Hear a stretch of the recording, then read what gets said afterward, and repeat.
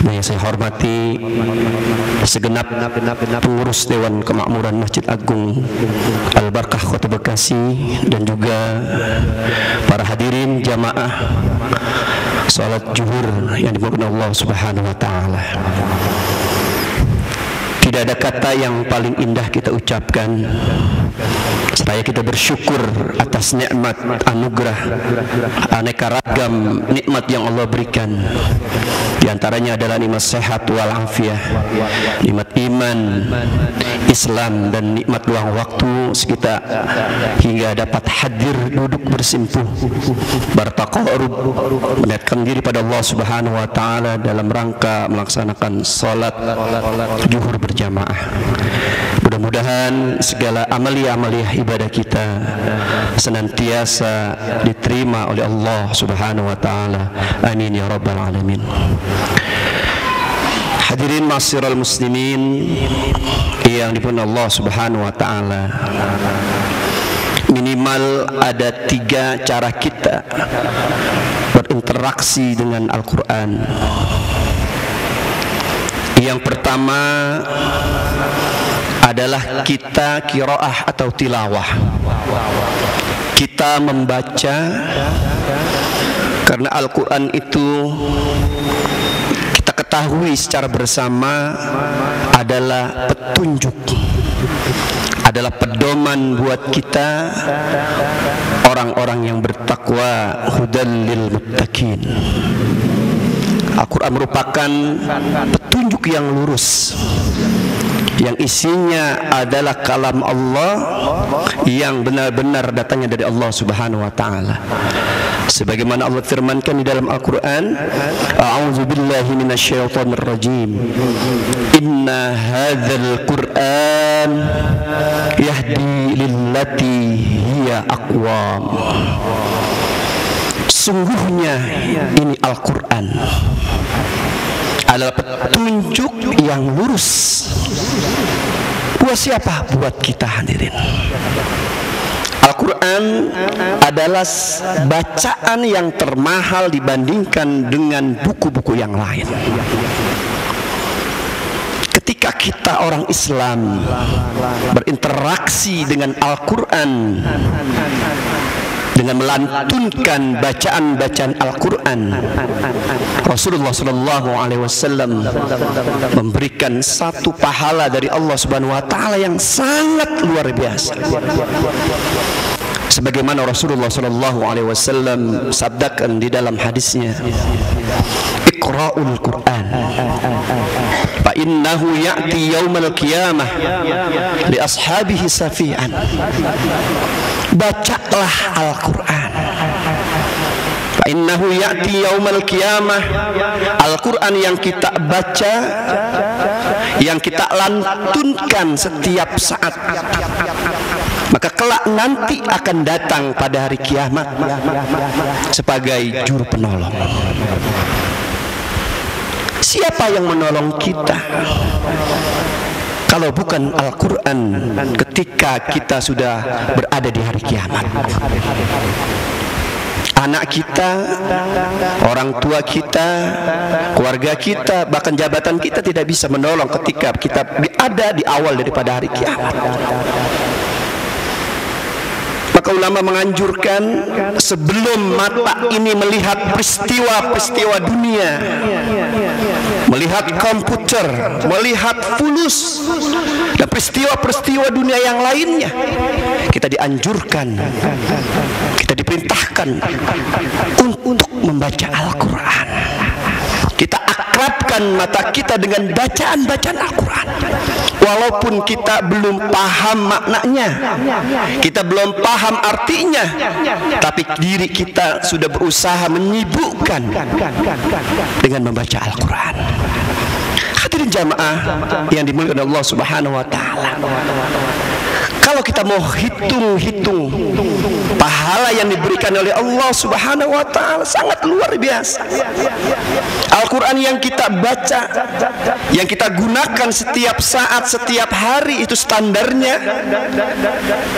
itu satu baris per ayat. Itu ada yang berjumlah 38, ada yang sampai 43 huruf, dan sebarisnya ke bawah itu ada yang 15 baris, ada sampai 18 baris. Kalau kita berbicara, ini sangat luar biasa pahalanya. Sebagaimana Rasulullah sallallahu alaihi wasallam mengatakan di dalam hadisnya, "Man qara'a harfan min kitabillah falahu bihil hasanah wal amsrasratu amsalihah." Siapa orang yang membaca satu huruf daripada Al-Quran, falahu bihi hasanah, maka Al-Quran yang kita baca itu, setiap satu hurufnya kita akan diberikan kebaikan dari Allah Subhanahu wa taala. Rasulullah SAW tidak mengatakan bahwa satu huruf itu pahalanya satu. Tidak, hadirin jamaah Allah Subhanahu wa taala. Bi asrin amsalihah. Setiap satu huruf yang kita baca dari lidah kita, dari suara kita, itu memiliki kebaikan pahala 10 kali lipat. Kalau kita baca minimal, mungkin kita sehari baca 2 lembar. Kita lihat keberkahan hari itu setelah kita membaca Al-Quran. Lalu kita tambahkan 2 lembar lagi besoknya. Misal kita tambahkan besok setengah lembar lagi. Bahkan sehari 1 juz.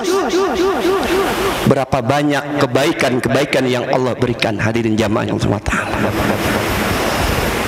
Terkadang kita berat, diri ini berat untuk buka mushaf dibandingkan kita membuka ponsel kita, Android kita. Berapa lama kita berinteraksi dengan ponsel kita? Berapa lama kita berinteraksi, menyentuh, memegang mushaf Al-Quran? Maka orang-orang yang senantiasa disibukkan dengan tilawah, qiraah, maka Allah berikan keberkahan yang sangat luar biasa. Sebagaimana Rasulullah SAW mengatakan, "Majtama'a qaumun fi baiti min buyutillah yaslunal kitaballah." Tidaklah berkumpul suatu kaum di rumah-rumah Allah, di masjid, lalu dia sibukkan dirinya, lisannya berzikir, yakni membaca Al-Quran. Yaslunal kitab Allah, membaca Al-Quran. Apa yang dihadirkan, apa yang didapatkan setelah kita membaca Al-Quran? Apa kata Rasulullah SAW? Maka melainkan illa nazzalat alaihimus sakinah, orang yang baca Al-Quran itu Allah berikan ketenangan hatinya. Pantas Allah katakan Al-Quran itu wawasyifa, Al-Quran itu adalah obat hati kita. Ketika kita menyibukkan diri kita dengan tilawah, dengan qiraah, dengan membaca, Allah datangkan hati kita ketenangan. Di luar negeri, di Inggris, ini ada satu penelitian, orang yang menyibukkan dirinya membaca Al-Quran, maka dia akan rileks, dia akan tenang. Dengan kolerasi firman Allah Subhanahu wa taala, "Ala bi dzikrillahi tatma'innul qulub." Hanya dengan mengingat Allah lah, dengan berzikir kepada Allah lah, hati kita akan tenang. Pantas kalau kita sedang tilawah, kita sedang baca Al-Quran, mungkin ada anak kita, keluarga kita, kita lantunkan dengan suara yang agak keras, mereka tertidur dengan pulas, mereka hatinya damai, hatinya tentram. Hadirin jamaah Allah Subhanahu wa taala. Dan orang yang membaca pula itu, maka Allah berikan wa ghasyatur rahmah.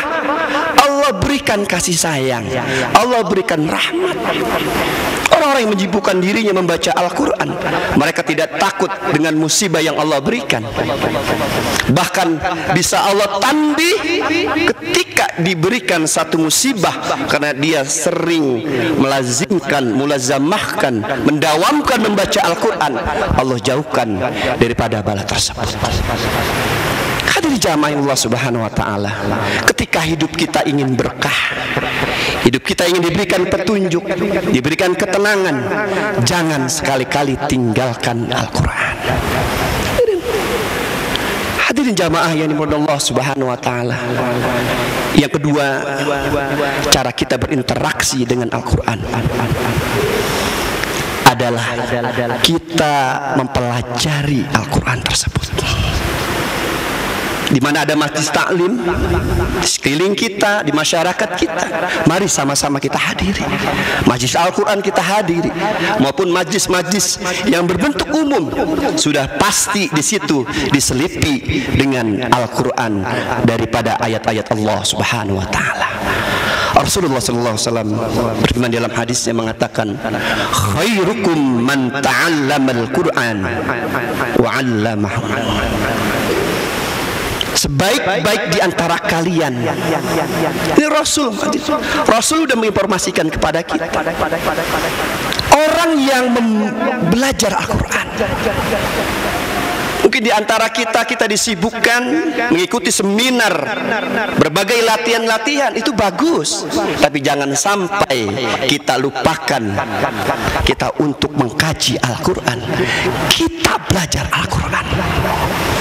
Jadi kalau manusia kita yang mengaku orang muslim jauh daripada majlis taklim, enggan menghadiri majlis-majlis ilmu, majlis-majlis Al-Quran, maka kata Rasulullah SAW belum termasuk orang-orang yang terbaik di sisi Allah Subhanahu wa taala.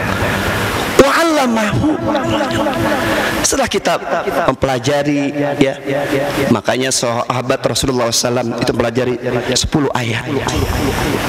10 ayat dia pelajarin, baru pindah memahamin, ya. Maka dari itu kita juga mengajarkannya, kita menyampaikannya kepada keluarga kita, minimal anak kita, istri kita, minimal anak-anak kita yang usianya 4 tahun sampai 5 tahun, 7 tahun, kita minimal kita ajarkan dia membaca suratul Fatihah. Jamaah Allah Subhanahu wa taala. Kadang kita sebagai orang tua, kita tidak pernah mengcek apakah anak kita sudah mampu membaca Al-Quran, apakah anak kita sudah baik bacaan Al-Qurannya. Tapi kita disibukkan dengan urusan-urusan dunia, sehingga lupa kewajiban kita selaku orang tua. Bahkan kita lupa pada diri kita sendiri sebagai kepala keluarga. Jamaah Allah Subhanahu wa taala, masih dikorelasikan, dilanjutkan dalam hadis yang tersebut, wa tadarrusunahu bainahum ila nazzalat alaihimus sakinah. Sama juga tadi manfaatnya, kebaikannya. Orang yang membaca, orang yang belajar, maka juga Allah berikan ketenangan, Allah berikan rahmah, wa hafathumur malaikah, dan Allah kelilingi oleh malaikat-malaikat orang-orang yang membaca Al-Quran, orang-orang yang mempelajari Al-Quran. Bahkan Allah akan menyebut nama kita, memuliakan nama kita di para malaikat-malaikat yang dimuliakan oleh Allah Subhanahu wa taala. Hadirin jamaah yang dimuliakan Allah Subhanahu wa taala, selanjutnya adalah setelah kita berqiraah, kita tilawah, kita membaca, kita mempelajari, tentunya kita mentadabbur.